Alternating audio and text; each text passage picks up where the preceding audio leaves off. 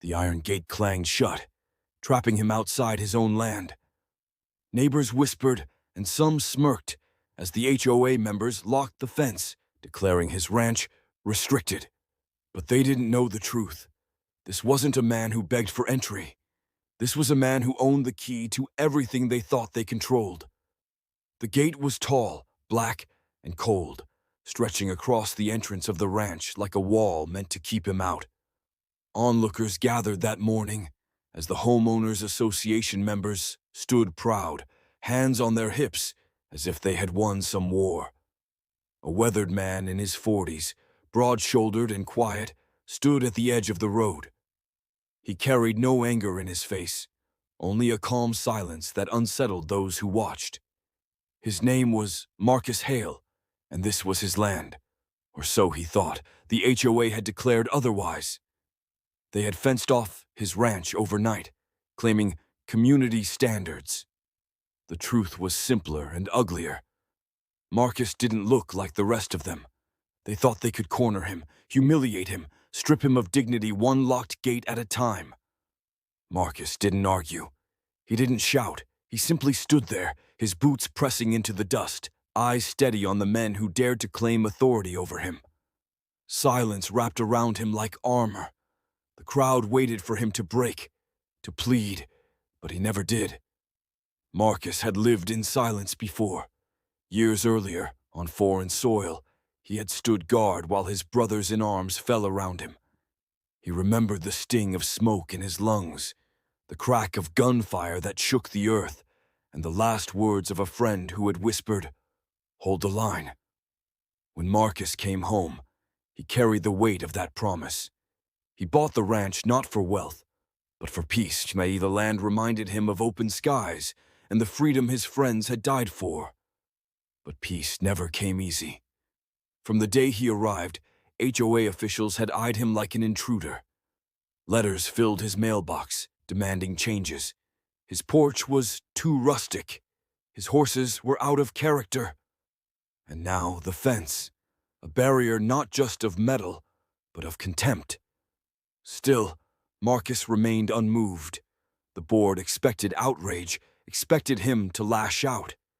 Instead, he simply placed his weathered hand on the cool steel of the gate and whispered to himself, "A fence can't cage a man who owns the land beneath it." Behind the scenes, Marcus had already made his move. While they schemed, he had quietly negotiated. Months earlier, he had purchased not just his ranch, but the surrounding parcels of land, the very soil under the HOA's feet. A lawyer's envelope in his truck carried the truth. Marcus wasn't locked out. They were standing on his property. Days passed, tension building like a storm. The HOA paraded their authority, while Marcus tended to his land from another entrance only he knew. He watched them grow bolder, watched their arrogance blind them. And then the day came.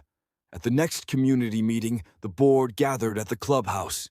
The parking lot was full, whispers spreading like fire. Marcus arrived late, boots echoing against the pavement, a folder in his hand. He said nothing as he stepped inside, but the silence seemed to follow him like a shadow. The chairman smirked, already rehearsing words of dismissal.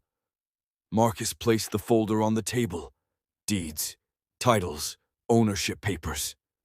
The color drained from their faces as the realization hit. Every inch of that fence, every brick of their clubhouse stood on land Marcus owned.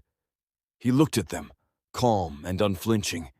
Then, in words that would echo far beyond that room, he spoke. "You built a fence to keep me out, but you forgot one thing. When you try to lock out a man who owns the ground beneath you, the only key that matters is his." Silence filled the room. No shouts, no defenses, just the heavy weight of defeat. Outside, neighbors who once whispered now stood in quiet respect. Some bowed their heads, others offered nods, as if finally recognizing the man they had tried to diminish. The fence was removed within days, piece by piece, not by Marcus, but by the very people who ordered it built. He never gloated, never mocked. He simply walked through the open gate, shoulders straight, as if carrying the memory of every battle, at home and abroad, that had shaped him. And in that moment, Marcus Hale reminded them all, true strength doesn't shout. It stands, it endures, it waits, and when the time is right, it rises without asking permission. Because sometimes the loudest victory comes from the quietest man. Respect is not given by titles or committees. It is earned by sacrifice, by patience, and by unshakable dignity. Marcus's story is a reminder that no fence, no gate, and no rulebook can cage the spirit of a man who knows his worth. Where are you watching from today? Share your thoughts below, and don't forget to subscribe for more stories of silent strength and powerful justice.